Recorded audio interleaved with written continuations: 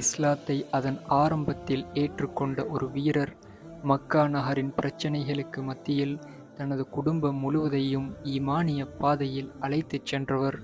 அந்த ஆரம்ப கால சஹாபி யாரென்று உங்களுக்கு தெரியுமா? அவருடைய பேருதான் சுஃபியான் பின் மஅபர் அல் ஜுமஹி ரலியல்லாஹு அன்ஹு. இவர்கள் மக்கா நகரில் குறைஷி குலத்தில் பனு ஜமஹ் கிளையில் மஅமர் பின் ஹபீப் தம்பதியினருக்கு மகனாக பிறந்தார்கள். இவர்களது தாய் யமன் தேசத்தைச் சேர்ந்தவராக இருந்தார்.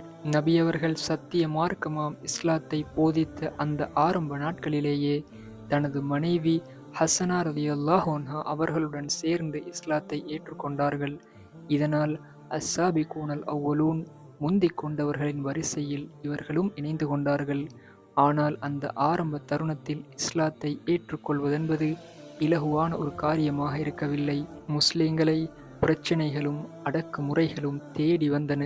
அப்போது நபியவர்களுடைய கட்டளை கிணங்க ஜஃபர் ரலியல்லாஹு அன்ஹு அவர்களுடைய தலைமையில் அபிசீனியா நோக்கி புறப்பட்ட அந்த குழுவில் சுஃபியான் ரலியல்லாஹு அன்ஹு அவர்கள் தனது மனைவியுடனும் தனது குழந்தைகள் ஜஃபர், ஜுனாதா ஆகியோருடனும் தனது வளர்ப்பு மகன் ஷுர்ஹபீல் பின் ஹசனாவுடனும் இணைந்து கொண்டார். மக்காவின் வீதிகள், அபிசீனிய பேரரசு, மதீனா நகர் என சுஃபியான் ரலியல்லாஹு அன்ஹு அவர்களின் வாழ்க்கை ஒரு நீண்ட ஈமானிய பயணமாகவே அமைந்தது.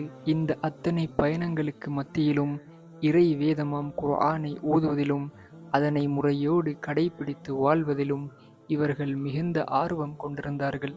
தங்களது வாழ்வின் இறுதி தருணங்களை மதீனாவிலேயே கழித்தார்கள்.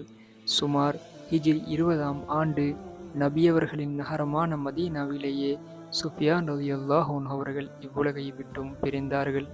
இதுதான் ஈமானுக்காக தனது முழு குடும்பத்துடனும் ஹிஜ்ரத் செய்த, அபிசீனியா முதல் மதீனா வரை தியாக பயணம் செய்த சுஃபியான் பின் மஅமர் அல் ஜுமஹி ரலியல்லாஹு அன்ஹு அவர்களின் வாழ்க்கை சுருக்கம்.